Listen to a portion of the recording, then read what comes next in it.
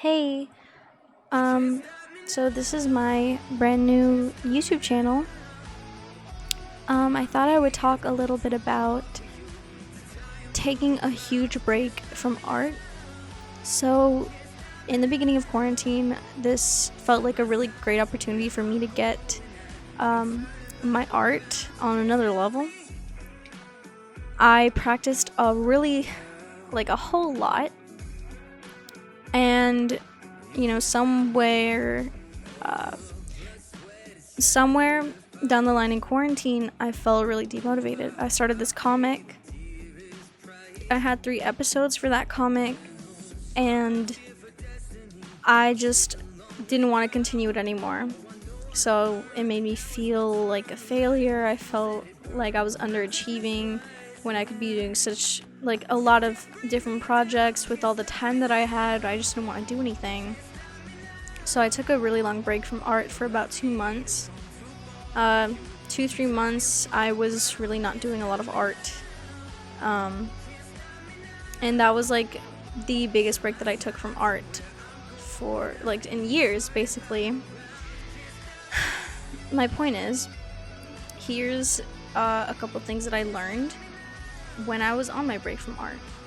Number one is you gotta love the process.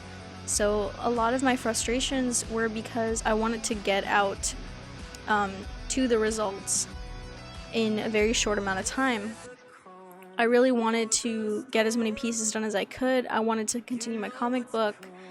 I just had a lot of ideas in mind, and the frustrating part for me was trying to get to the results as soon as possible, so I tried to learn to draw as fast as I could, but that made my art look a bit rushed, honestly. When I came back to art, I started taking a lot of time with planning. Planning was a huge issue for me, but I started planning my stuff out more. I entered into this art competition in the Valorant server. So I made a banner and I submitted it into the competition. And I planned this out. I drew it on paper first to see how it would look. And then I made a couple changes in the sketching process. And I really took a lot of time to care for the line art as well. I took a lot of time to learn how to draw backgrounds. And sorry, I'm a little bit sick right now. It's not COVID though, I promise.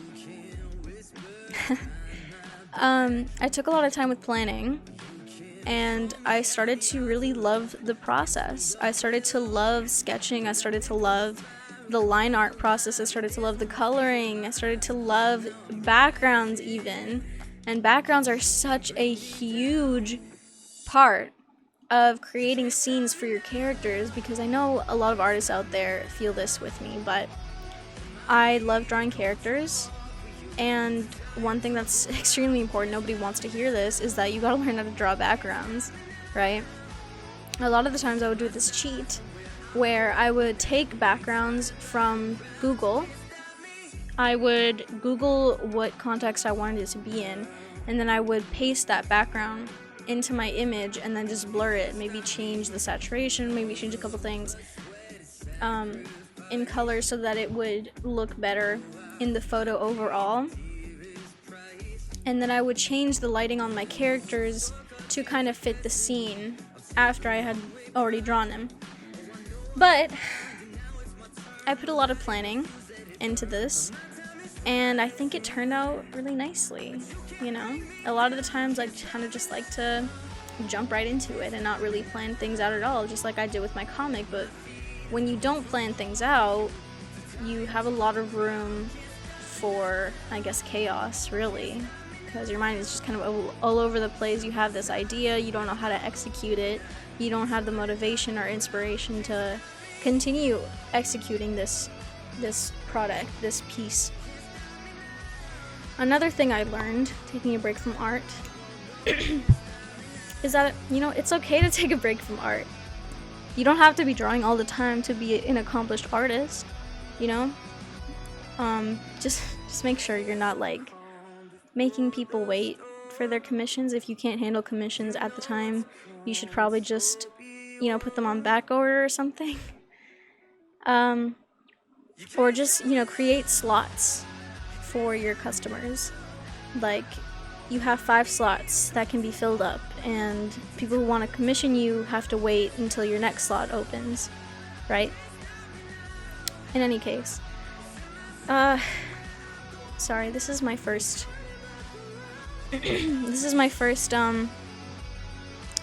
real video on this channel. I want it to be a good one. Another thing that I learned, a lot of art videos out there will tell you that you have to live and breathe art, like it's your life force. And I don't necessarily have an issue with that, but that does put a lot of pressure on especially young artists who don't feel like they're accomplished because they're not drawing all the time. I know I did. I felt like a bit of a failure, honestly. So it's okay to take a bit of a break, honestly. When I came back to art, I was seriously down in the dumps when I was taking a break because I was legitimately thinking about quitting. I'm glad I didn't, but when I came back, I started drawing way better, and that's because I had a lot of love that went into it. So even if you're not making like full art pieces every single day, just sketching a little bit, like sketching, I didn't come back to art after 3 months of not doing art and just created a full piece. I came back to it little by little. I started sketching out a couple things that I had ideas for. I started to I just stopped caring about the result, and I started caring more about putting my idea from my brain onto paper. And that was the most important part for me. So I started sketching a little bit. I had a couple sketches that I did. Some of it I never showed the world, actually. Another thing that really demotivated me that you could probably prevent is I put way too much pressure on myself.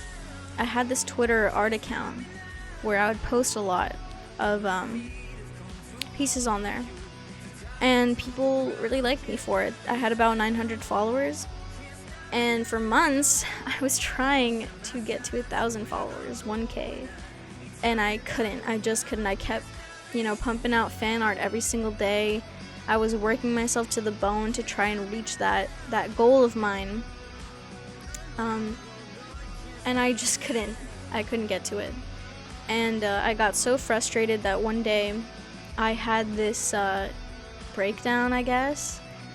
I was so tired of posting that kind of stuff, and I felt like crap whenever I didn't post on there or be active on there and post art.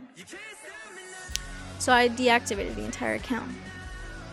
Another thing you have to keep in mind is, you gotta be careful around your friends. I'm sure that's a very sensitive subject for a lot of people. That's especially why a lot of artists do not want to share their sketchbooks with people. They really don't want your criticism. So because my Twitter account was so public, my friends would, talk about it a lot. It's not necessarily a bad thing, but I was getting a lot of criticism and I was getting made fun of it for it, and they didn't mean it in a bad way, but a lot of artists are really sensitive people, and I'm just one of those sensitive people that it really affected me to that extent. So I deactivated the entire account, took a break for 3 months because I felt awful. These were just factors that went into me deactivating the account. And once I deactivated the account, I felt like I couldn't draw without posting it online. So I was like, where am I going to post it now?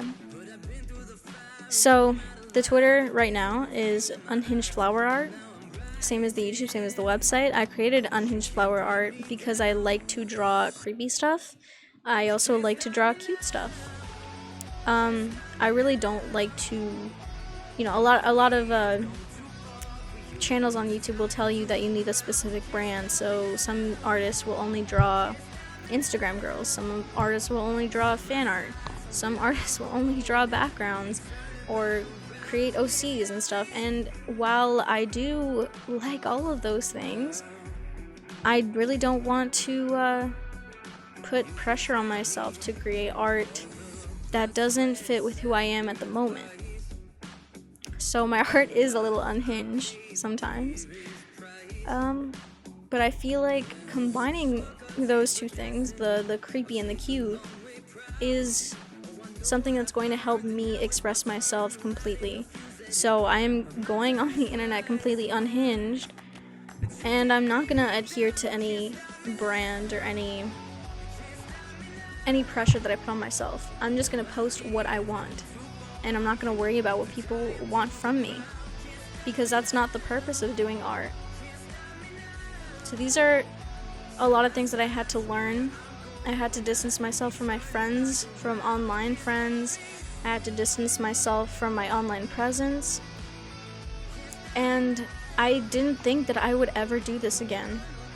I didn't think I could ever do this again, but one thing that really inspired me is that I created a new Twitter account. I'm not gonna put this one. I'm not gonna link it or anything, because it's a personal account for me, and I just go on there to vent a lot. And I managed to gain a lot of followers on it as well, without trying. So this has happened for a long time. I go into public spaces, public internet spaces, like Wattpad or YouTube or, you know, any other place, basically. I become really active on there, and a lot of the time I gain notoriety from just being myself, because people tend to gravitate towards genuinity, right? I think it's funny to say that now, because at this time, this moment in time, I'm sure this video won't be seen by too many people, right? But right now, there is some drama going on with Creepshow art. And I guess I shouldn't call it drama, but these are very serious allegations put against her. A lot of things are coming out right now. This has nothing to do with the entire video. I just found that statement ironic, that people tend to gravitate towards genuinity. Genuinity? So yeah, I'm just gonna be myself on here, and you know what? If you don't like it, it's fine. But I'm just doing this for fun. This is just me. This is my art. I'm just gonna post what I love.